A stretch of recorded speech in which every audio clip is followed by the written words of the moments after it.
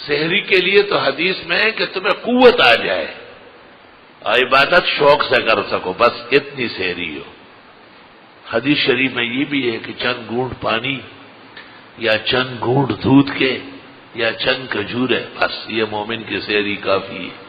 یہ نہیں کہ آپ اتنا کھائے کہ افطار کا وقت ہو جائے اور وہ سحری ہضم نہ ہوئی ہو، یہ تو آپ نے روزے کے مقصد کے بالکل خلاف کر لیے۔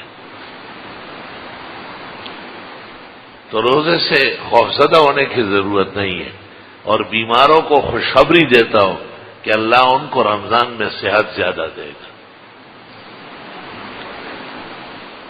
میں نے خود بعض بیماریاں دیکھی اور میں نے ڈاکٹر ان سے بے بس دیکھا، مخلص اور محسن صاحب فن ڈاکٹر، لیکن جب رمضان شریف شروع ہوا 50% ختم ہو گئی، اور جب اعتکاف کے دن آ گئے تو 100% بیماری، وہ جو ختم ہوئی 5 سال ہو گئے دوبارہ نہیں ہوئی۔ اللہ تعالیٰ اپنے خدائی منوانا جانتا ہے، اللہ اپنے احکام کی فضیلت اور شرف مومنوں کو خوب سمجھانا جانتا ہے۔ مومن ایمان کے صلاحیت کے ساتھ رہے اور اپنے آپ کو سپرد خدا سمجھے، خدا کو احکام نہ سکھائے، اللہ سے سیکھے اور اللہ سے توفیق مانگے، انشاءاللہ تعالی یہ رمضان اللہ تعالی ہم سب کا گزشتہ رمضانوں سے بھی بہترین بنائے۔ اس میں خوب درس ہو، خوب تلاوت ہو، خوب عبادت ہو، خوب انفاق ہو، خوب سخاوت جود و کرم ہو، اللہ اللہ ہو، اللہ سے خوب دعائیں مانگنی ہو، خوب بندگی پیش کرنی ہو، اور یہ رمضان صحت افزا ہو، کیونکہ رمضان میں روح اور ایمان کی طاقت بڑھتی ہے، اور اصل تو حیات روح کا نام ہے، حیات جسم کے موٹے ہونے کا نام نہیں۔ ڈاکٹر و طباء متفق ہے کہ انسانیت کے لیے موٹاپا خطرناک ہے، جانور کے لیے مفید ہے۔ بھینس موٹی ہو دودھ زیادہ دے گی، گائے اٹی کٹی ہو تو اس کا گوشت زبردست ہوگا، لیکن انسان اندھے سے ہو کہ اس کو اٹھنا بیٹھنا، کھانا پینا، جاگنا سونا وہ باندازہ ہو۔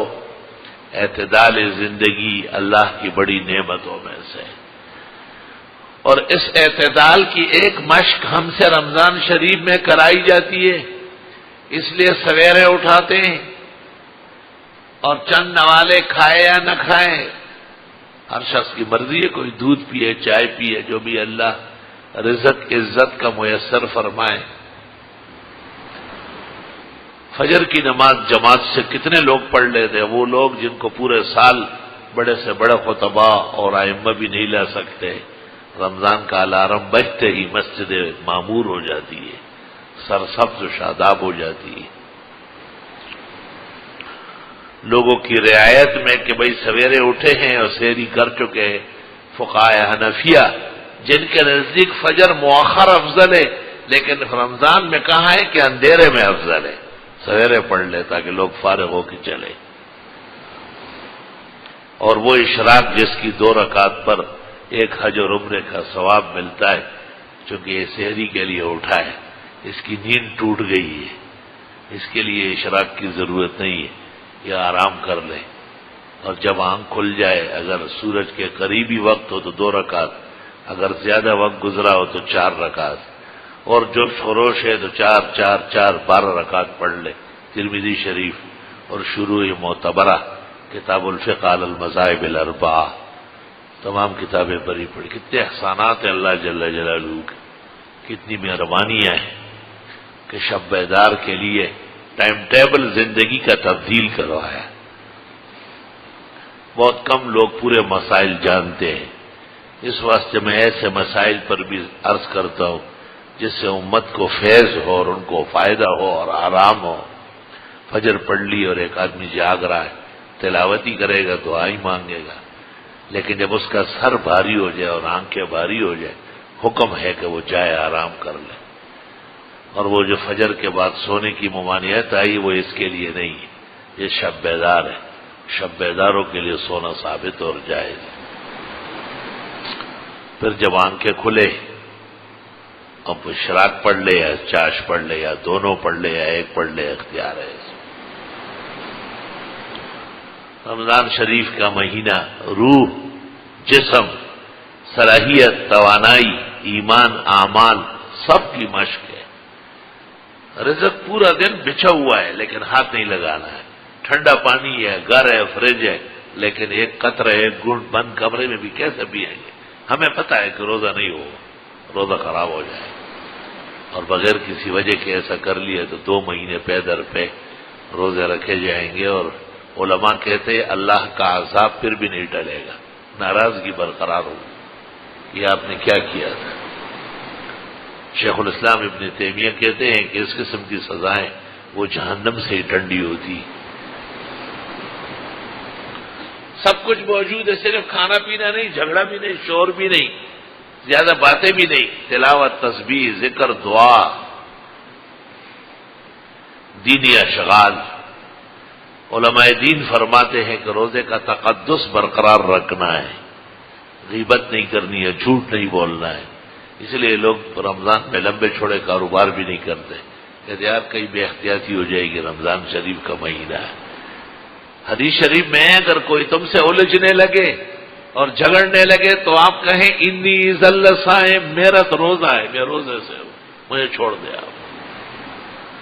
روزے کا مطلب یہ نہیں کہ صبح سے شام تک باتوں کی مشین چلائے، یہاں تک کہ آپ کی زبان بھی توبہ طائب ہو جائے، جھگ منہ میں ختم ہو جائے۔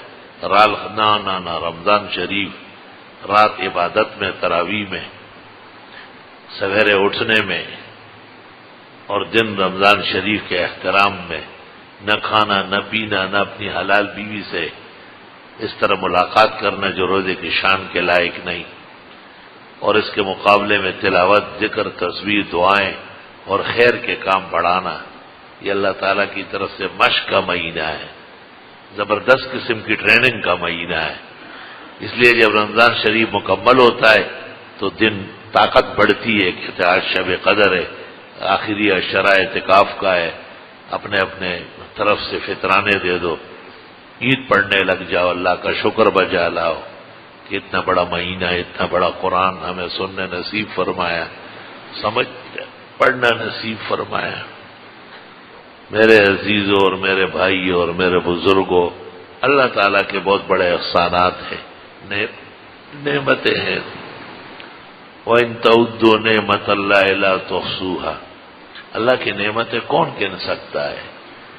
إِنَّ الْإِنسَانَ لَظَلُومٌ كَفَّارٌ، انسان بہت ناشکرا ہے، اس کو عقل نہیں ہے، سوچتا ہی نہیں ہے۔ آج ہم خود اٹھتے بیٹھتے ہیں، کھاتے پیتے، کتنے ہمارے بھائی ہیں جن کو چمچ سے کھلایا جاتا ہے، کس طرح روزہ رکھے؟